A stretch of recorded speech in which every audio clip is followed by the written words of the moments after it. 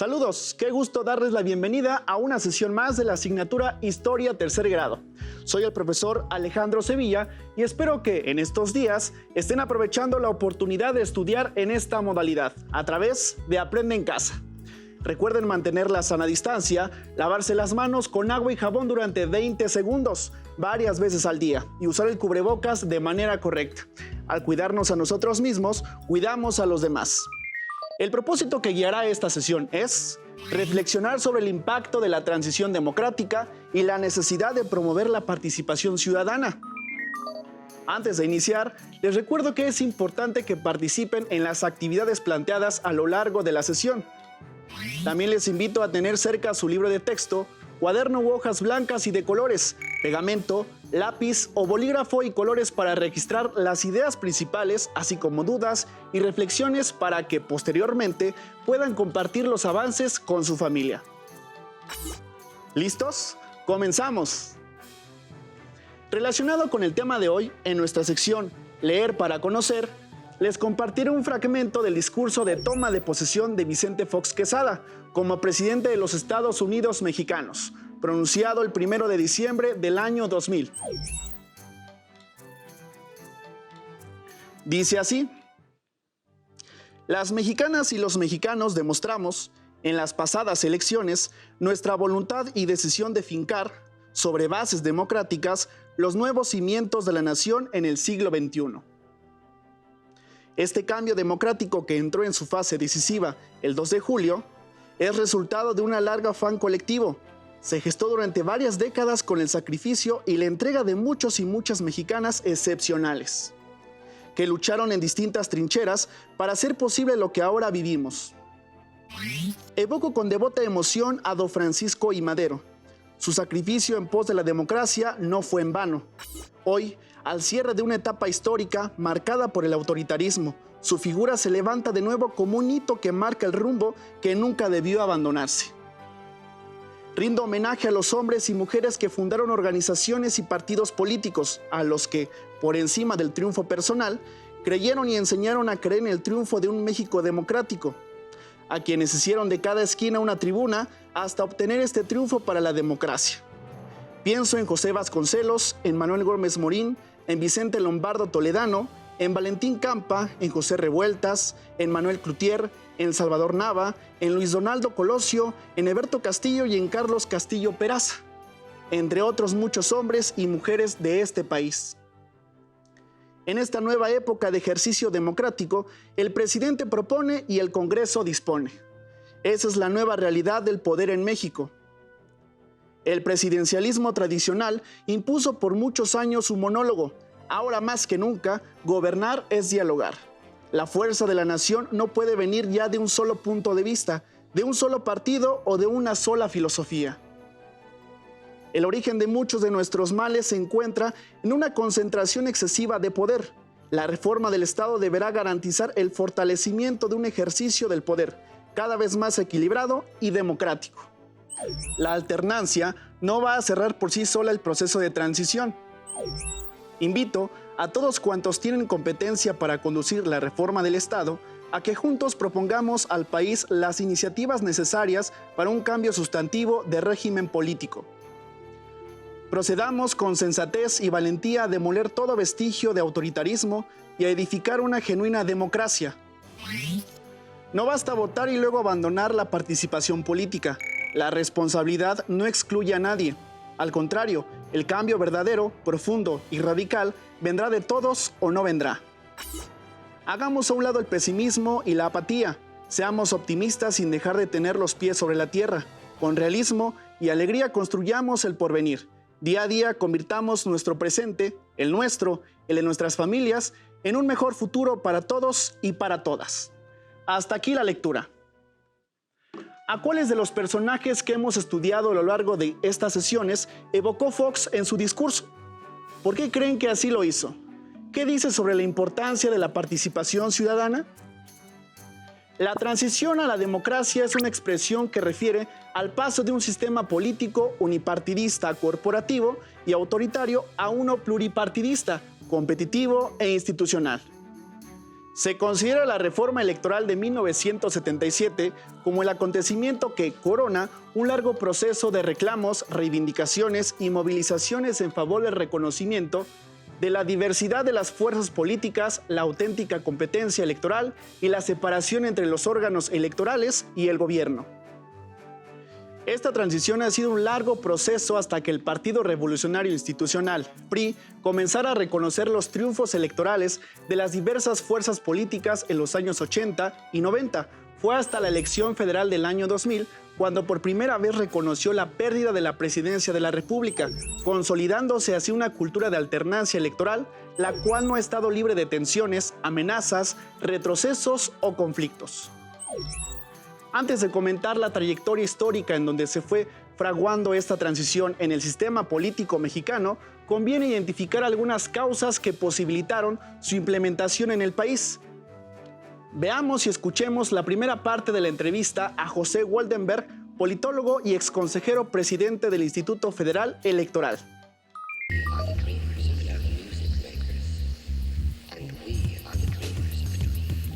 Bueno, yo creo que la causa más profunda de esta transformación es que México era ya, desde los años 60 y 70, una sociedad modernizada. ¿Qué quiere decir esto? Una sociedad en donde la diversidad política e ideológica coexistía. Y sin embargo, nuestro sistema político era un sistema político en donde una sola fuerza, un solo partido político llegaba a ocupar los puestos de representación. La primera reforma en esta materia sucedió en 1977. México fue a unas elecciones, las de 1976, en donde apareció un solo candidato a la presidencia de la República, el licenciado López Portillo, que por supuesto obtuvo el 100% de los votos válidos. En aquel entonces el partido tradicional de oposición, Acción Nacional, no pudo postular un candidato porque en su asamblea no llegó a un acuerdo. Y entonces el secretario de Gobernación de esos años, Reyes Heroles, diseñó la reforma del 77, permitió la entrada de nuevos partidos al mundo electoral. En aquel año el Partido Comunista Mexicano, el Socialista de los Trabajadores y el Demócrata Mexicano, pero en sucesivos años entraron otros partidos. Y modificó la fórmula de integración de la Cámara de Diputados, agregando 100 diputados plurinominales. ¿De qué se trataba? De inyectarle pluralidad a la Cámara de Diputados. Esa fue la primera reforma. Y México vivió a lo largo de los últimos años 60, de los años 70, una enorme conflictividad. Conflictos en los centros de educación superior, conflictos en el campo, en el mundo laboral. Apareció en México una guerrilla urbana y una guerrilla rural, nuevos partidos, nuevas publicaciones. Y creo que es esa diversidad política e ideológica la que impulsa a sintonizar las instituciones de la política con esa realidad. Y eso sucede entre 1977 y 1997. Se llevan a cabo una serie de reformas sucesivas que primero permiten la entrada de nuevos partidos políticos, que crean nuevas instituciones electorales para inyectarle condiciones de imparcialidad a la contienda y finalmente reformas que tienen que ver con crear condiciones equitativas en la contienda electoral. Como han estudiado, el periodo que va de 1940 a 1970 estuvo caracterizado por un contradictorio pero ascendente desarrollo económico. El consenso y la legitimidad de la que gozaba el régimen priista tuvo que ser compartido con la multiplicación en la disidencia u oposición, con el reclamo y hasta el desafío político, como el encabezado en un primer momento por el general Enríquez Guzmán y posteriormente por el movimiento ferrocarrilero de 1958-1959, liderado por Demetrio Vallejo y Valentín Campa, esto sin contar con el gran número de movilizaciones sociales como el movimiento magisterial, el de las y los médicos y los estudiantiles, que derivaron en persecuciones a disidentes políticos y gremiales a lo largo y ancho del país, principalmente en las zonas rurales. Fue en la década de los 60 cuando la hegemonía priista comenzó a desgastarse con tal fuerza que se desencadenaría una larga crisis de legitimidad política que año tras año se fue acrecentando, hasta que el aparato gubernamental perdió formalmente la elección presidencial en el año 2000. Y es precisamente al inicio de la década de los 60, justo en el contexto de la represión al movimiento ferrocarrilero, cuando emerge el nacionalismo revolucionario a través del Movimiento de Liberación Nacional, MLN. Un movimiento que aglutinaría las principales figuras de la izquierda mexicana, el cual buscaría apoyar la Revolución Cubana, la soberanía mexicana, la democratización sindical y el desarrollo económico, así como la solidaridad, la democracia y la paz. Su programa se sustentó en reafirmar los principios de la Revolución Mexicana y, desde luego, la Constitución de 1917. El movimiento agrupó desde luchadores sociales como Heriberto Jara y Adelina Cendejas, líderes populares como Rubén Jaramillo, políticos como Ignacio García Telles, artistas como José Chávez Morado, intelectuales como Carlos Fuentes, Pablo González Casanova y Elí de Gortari, técnicos como Heberto Castillo, además de Cuauhtémoc Cárdenas y su padre, el expresidente Lázaro Cárdenas, como una de las figuras más representativas del movimiento. Sin embargo, en 1964, el MLN se desintegró.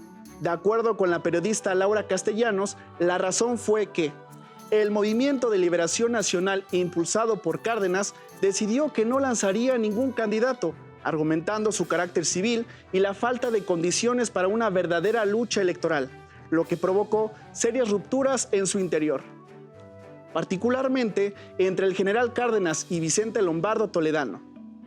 En el contexto de la convulsión política y del desgaste de la legitimidad del partido hegemónico, el presidente José López Portillo emprendió el encauzamiento del malestar político hacia el horizonte de la competencia electoral.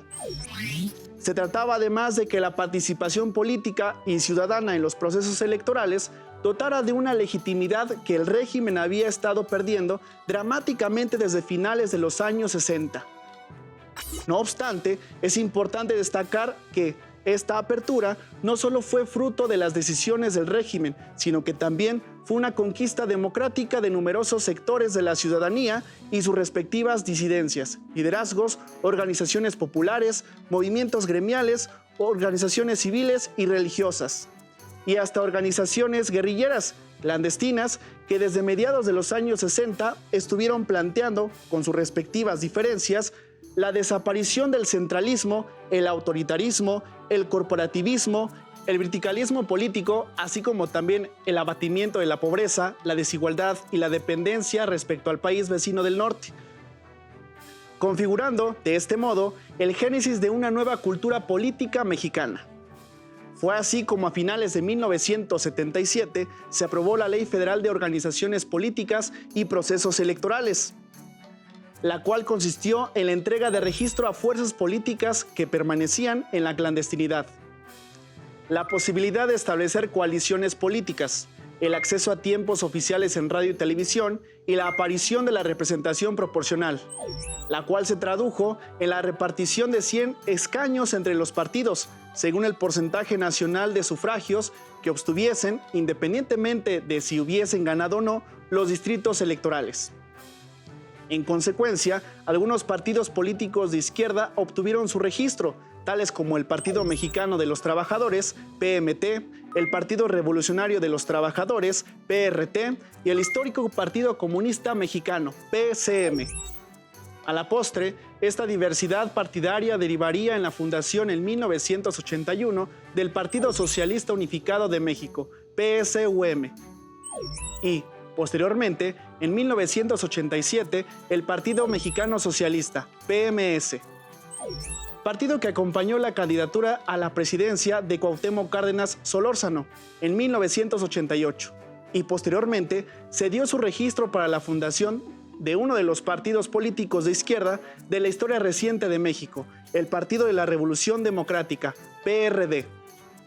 Fue así como emergió un proceso inédito en la historia política en México, ya que es el escenario regional y local, sobre todo en el sur del país, en donde la oposición política de izquierda comenzó a obtener resultados favorables. Mientras que en 1983 el régimen reconoce los triunfos del Partido Acción Nacional en Guanajuato, Chihuahua, San Luis Potosí y Durango. Es, además, en este contexto, en donde inicia una época en donde el PRI dejará de tener la garantía del triunfo electoral. Y es también cuando se presenta un periodo en el que fueron constantes las denuncias de fraudes electorales a nivel municipal y estatal. Por ejemplo, el proceso electoral de Chihuahua en 1986. Desde finales de los años 70, se ha venido configurando en nuestro país una institucionalidad y una cultura electoral que ha posibilitado a las diversas fuerzas políticas participar de forma legal y pacífica en la búsqueda de cargos de elección popular.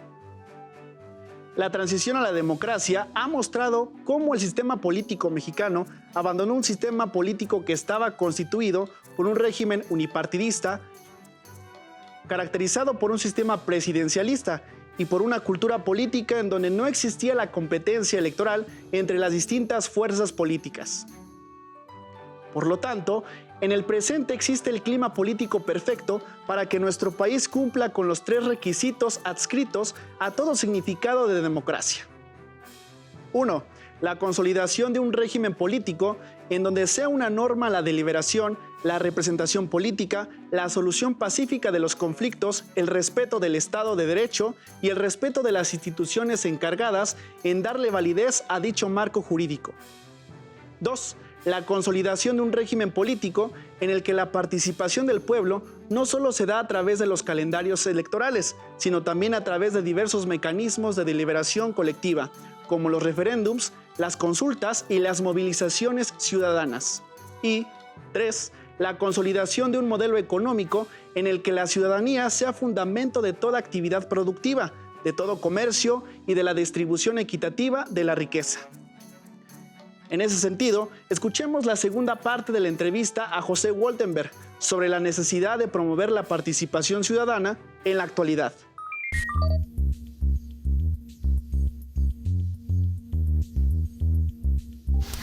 Bueno, la ciudadanía jugó un papel fundamental, no solamente porque a lo largo de todo este proceso acudió a las urnas a votar, que eso es algo muy importante, sencillo pero muy importante, es la piedra de toque de cualquier sistema democrático, sino porque además son ciudadanos los que en el Instituto Federal Electoral son los funcionarios de las mesas directivas de casilla.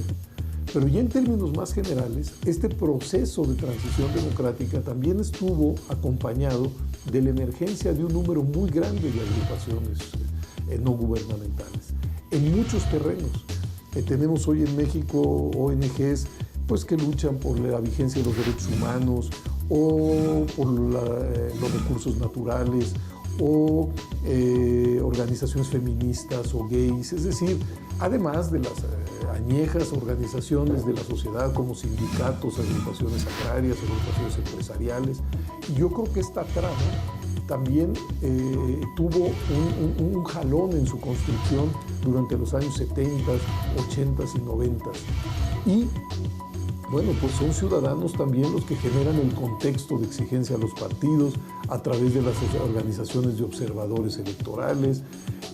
Son ciudadanos los que realizan pues, la crítica académica a lo que sucede en el mundo de la política. Son ciudadanos los periodistas que hacen el seguimiento de la vida pública en México. Pues para decirlo de otra manera, la democracia se construye para que la ciudadanía pueda expresarse y para que la diversidad política pueda coexistir y pueda competir de manera institucional, pacífica, ordenada. Por desgracia, la participación viene decreciendo. No tengo aquí ahora las cifras, pero si uno compara las elecciones intermedias de 91, de 97 y de 2003, la participación ha venido cayendo. Si uno compara las elecciones presidenciales de 94, 2000 y 2006, el porcentaje de votantes ha venido bajando. Y yo creo que este es un foco, una llamada de atención, sobre todo a los partidos, a los gobiernos, a los políticos, porque también hay que decirlo, parece haber un cierto desencanto con la actividad de la política. La democracia no aparece, no cae del cielo, sino que es una construcción, y una construcción que ha costado muchos trabajos, muchos conflictos, incluso ha costado muertes, sacrificios, pero que finalmente estamos logrando, nunca hay que echar las campanas al vuelo, pero estamos logrando que esa diversidad que se encuentra en las escuelas, que se encuentre en los centros de trabajo, que se encuentre incluso en las mesas de las familias, que esa diversidad pueda convivir pues, de manera natural y armónica. En la década de 1970 se dieron los primeros pasos del proceso de transición democrática en el país a través de leyes que facilitaron a la oposición el acceso a los cargos de elección popular. La creación del IFE en 1990 y la creciente participación ciudadana fueron otros elementos que impulsaron la democratización de la vida política mexicana. Sin embargo, al iniciar el siglo XXI, aún existen varios retos que se deben afrontar. Hemos llegado al final de la sesión, pero antes de despedirnos, les tengo un reto. Entrevisten a sus familiares sobre cómo eran las elecciones antes del año 2000 y cómo las viven en la actualidad. ¿Qué ha cambiado? ¿Qué permanece? Anoten sus conclusiones en su cuaderno. Finalmente, reflexionen y respondan. ¿Cuál es la importancia de la alternancia política para la consolidación de un país democrático? ¿Cuál es la importancia de la participación ciudadana para consolidar un sistema democrático? Para resolver este reto, pueden apoyarse en sus libros de texto, así como en otras fuentes de información. Listo, terminamos, pero aún nos queda mucho por explorar y descubrir. Así que nos vemos pronto aquí en Aprende en Casa. ¡Hasta la próxima!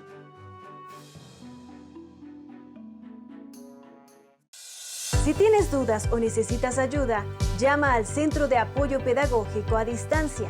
El número de teléfono para secundaria es el 55 36 01 71 23. Si requieres consultar los libros de texto en versión digital, recuerda que los puedes encontrar en la página conalitec.cep.gov.mx. Y recuerda que también cuentas con el sitio aprendeencasa.cep.gov.mx, en donde podrás ver nuevamente los videos de los programas y además encontrarás actividades para fortalecer tus aprendizajes. También te invitamos a que consultes la plataforma nuevaescuelamexicana.cep.gov.mx.